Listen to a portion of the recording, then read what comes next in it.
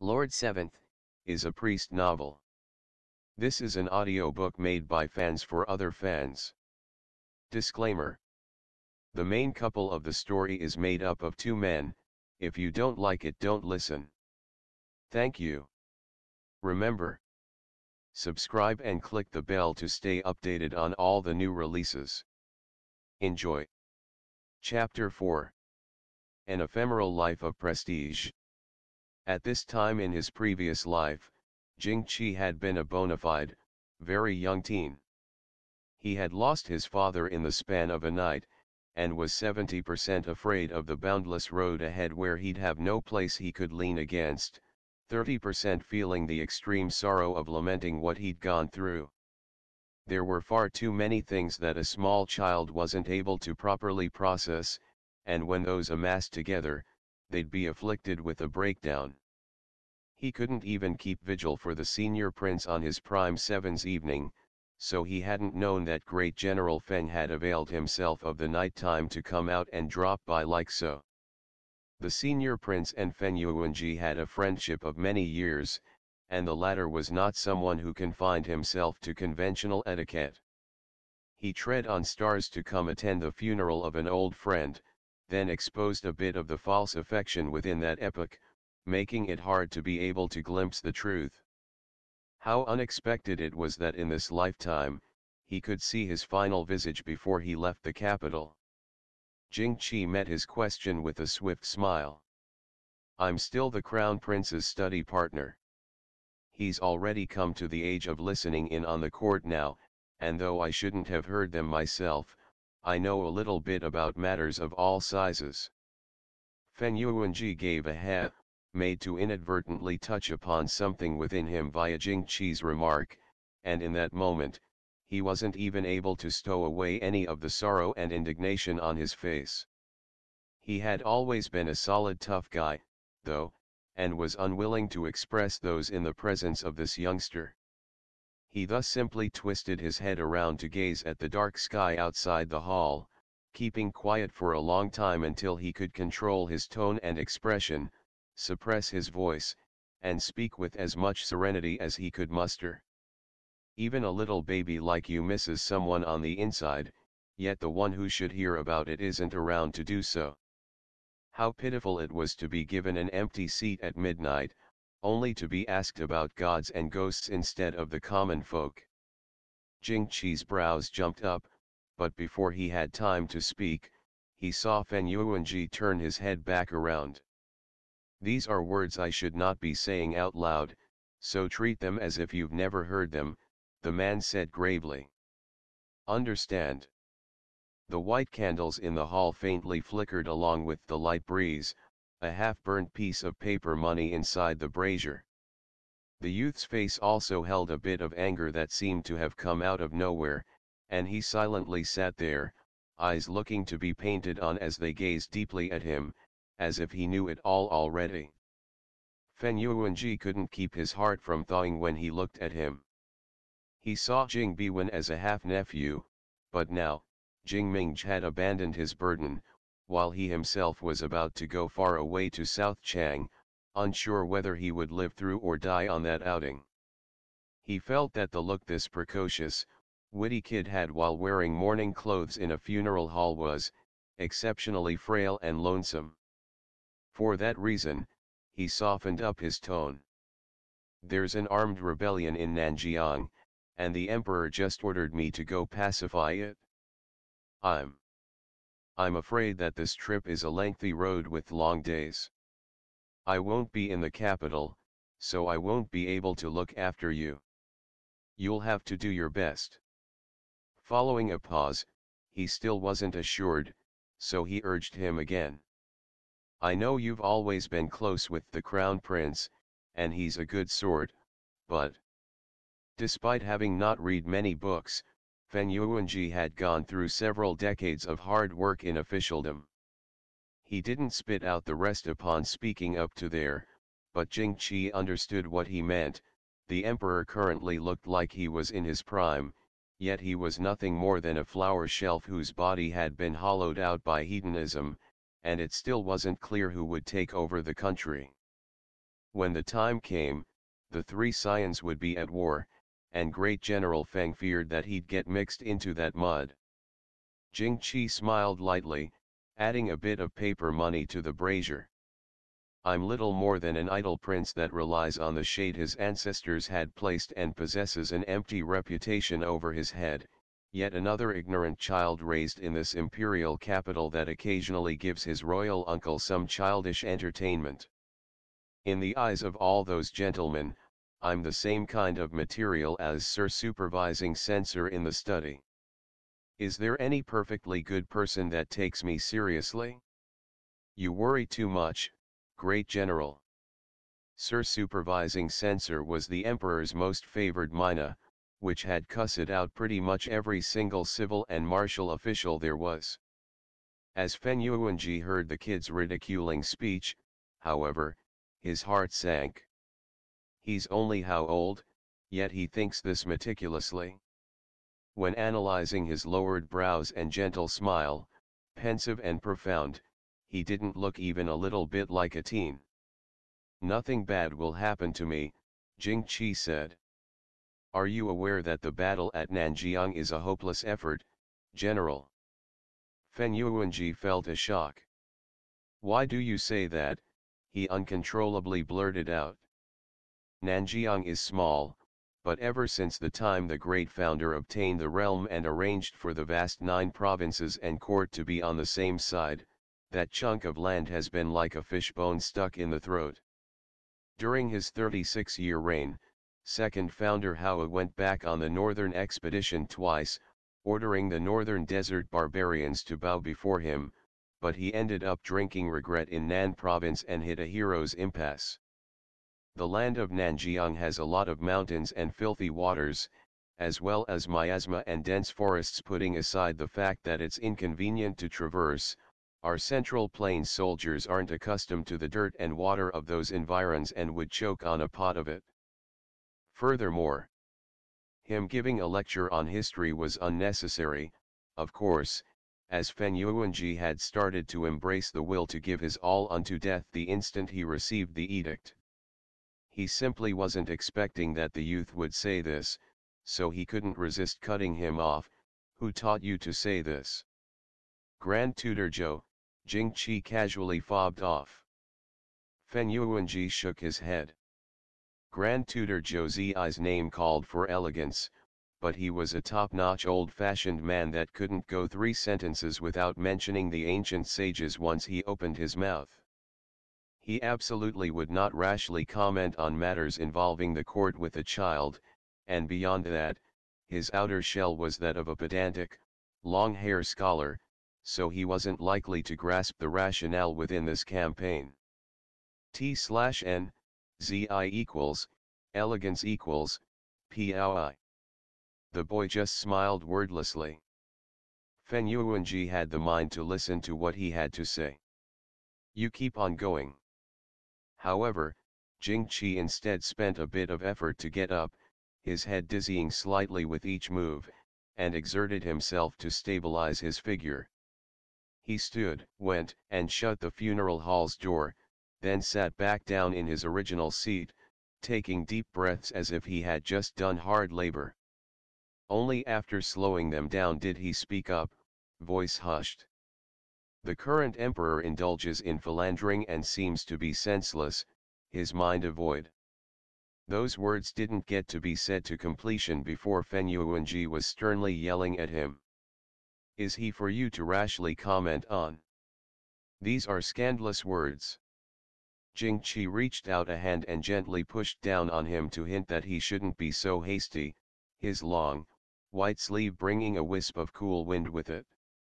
The general had bellowed like mad, yet the youngster wasn't affected in the least, continuing on. On that matter, he's required to do a few things for the sake of them being written in the history books, making it seem like he had some feats in defending the country. You're not a stranger, General, so Beiyuan will say it straight, those people have been preoccupied with that half-piece of army seal you possess for a long time now, but you're an impenetrable wall of metal that bends to neither force nor wheedling. You are thus considered self-important in the power you hold, and will inevitably get higher UPS having apprehensions towards you. Therefore, an analysis of the Emperor's intent says that he's wanting to use this as a pretext to get rid of you.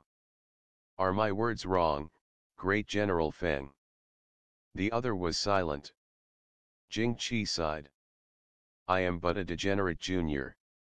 Saying this oversteps norms, is hugely disrespectful, and shouldn't be done in the first place, but, he lifted his slender and excessively graceful-looking brow, actually displaying a bit of fierce grandeur as he gave a cold laugh.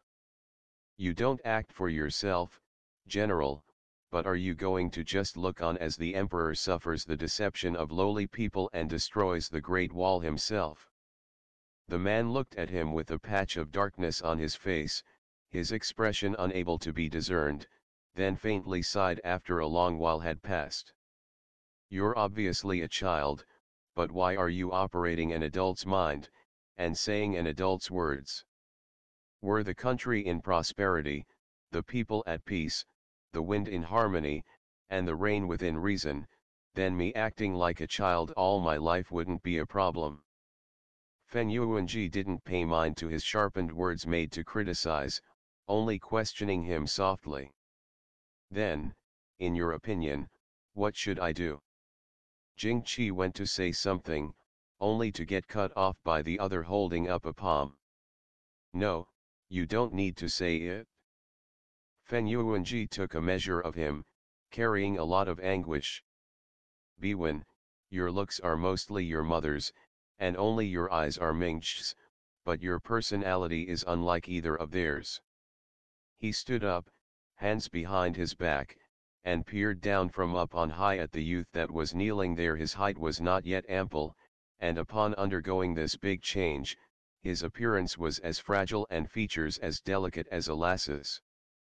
However, how he looked when he sat there, head tilted slightly upwards to gaze back at him, was unspeakably confident for reasons unknown, and it made him develop the illusion that he was discussing theories with a peer. It was, only an illusion. He was well aware that Jing Beiyuan was merely a child who had grown up deep within the palace. These are things I should be telling you 2 or 3 years from now, but I'm afraid there's not enough time left. You have an early maturing intellect, so if you want to understand, just hear a few parts of this out. I won't force you to. I absolutely did not approve of it when Ming sent you off into the palace back in the day, but his 3 immortal souls had since been separated from his 7 mortal ones. It would have likely been hard for him to take care of you in full, and he also would have been reminded of the late prince consort when he caught sight of you, which would only add to his grief. I had wanted to take you to my place, but this one name Feng, despite my resounding reputation and everyone wanting to fawn a bit on the Sir and General parts, is nothing more than a crude man with a military background. You were only 1 that year, and when I held you in my arms, I was always afraid that I'd drop and break you. With how valued the young heir of the Prince Nanning estate is, I probably wouldn't be able to keep you alive if you fell into my hands, so I perished the idea, thinking that I'd wait until you grew up a bit. Feng Yuanji very rarely had the patience for lengthy dialogue, so Jing Qi listened in, not daring to let one word of it slip away, and abruptly deduced that he had lost the senior much too early, so early, he actually didn't understand the man at all. But I can't wait for that. The man smiled in self-derision, his voice abruptly getting intense. You being born in a wealthy homeland or raised by the hand of a woman are both opportunities given by fate. Your origin doesn't matter, but you cannot forget that you are, by nature, a man. Jing Qi stared. Where'd that come from? Feng Yuanji turned around, looking over with eyes like torches. Jing Beiyuan, a man born in this world seeks not fame and nobility, but towering might, and does not seek riches and glory, but to have no regrets in either life or death. I, Feng Yuanji, have enough of a salary to eat like a king, and am unworthy of responding to people's calls of Great General Pingzi. I engage in resisting the barbarians, pacifying internal strife, guarding passes, and subduing rebels. Those treacherous tricks and vile insults that you've seen in the palace, I could never do anything but feel them to be beneath me. Each of his words crashed to the ground with a boom, but Jing-Chi refused to answer them for a very long time. Within the hall was only the occasional sound of a crackle coming from the brazier. The two of them, one big, one small, one standing, one sitting, were silent for a good while. "Great General, if you're too rigid, you'll break easier," he then responded serenely. Fen Yuanji sneered. "It's better to break than to bend." Jing-Chi promptly felt that the man standing there was taller than he had remembered him as.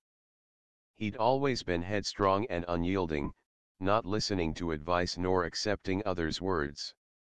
Even if a road led right to the Yellow Springs, he would walk into its darkness, and if he ran into the southern wall, he wouldn't turn his head, and if he saw a coffin, he wouldn't shed tears.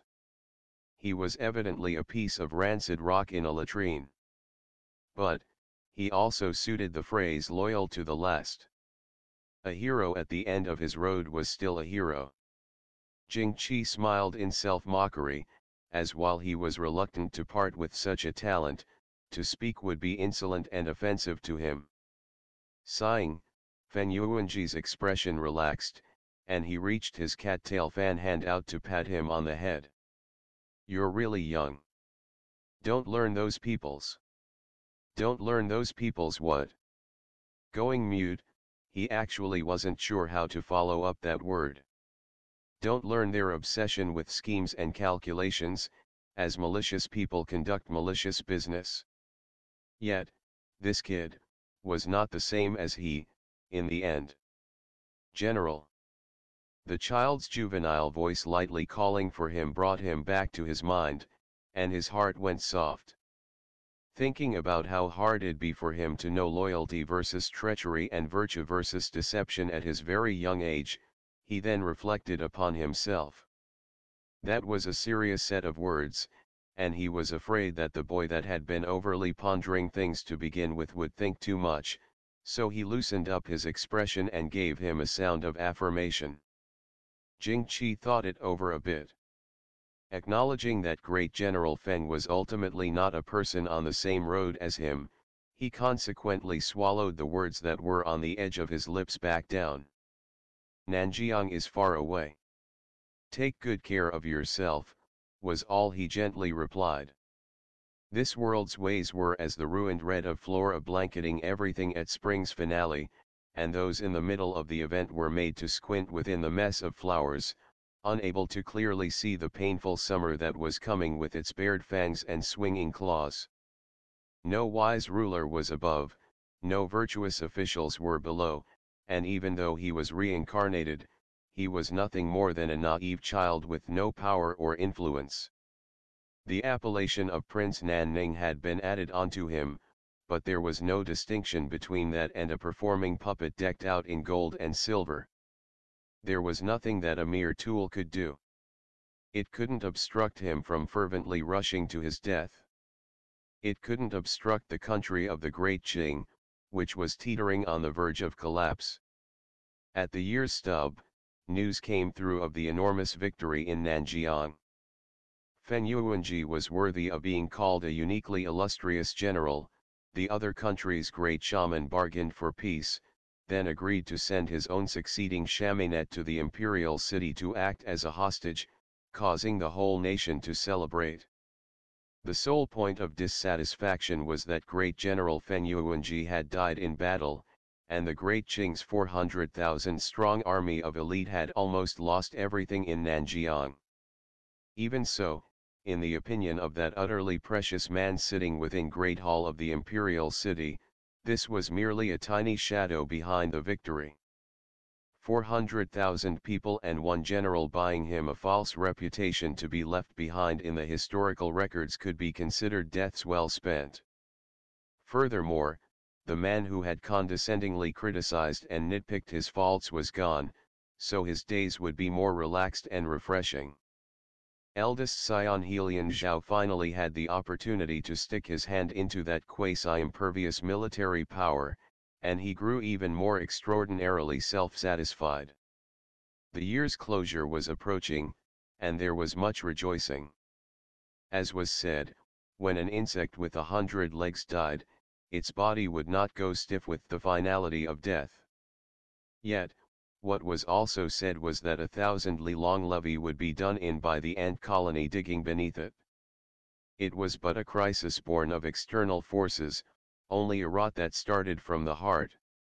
This year's winter was particularly cold, yet the imperial city was still singing and dancing with cheer.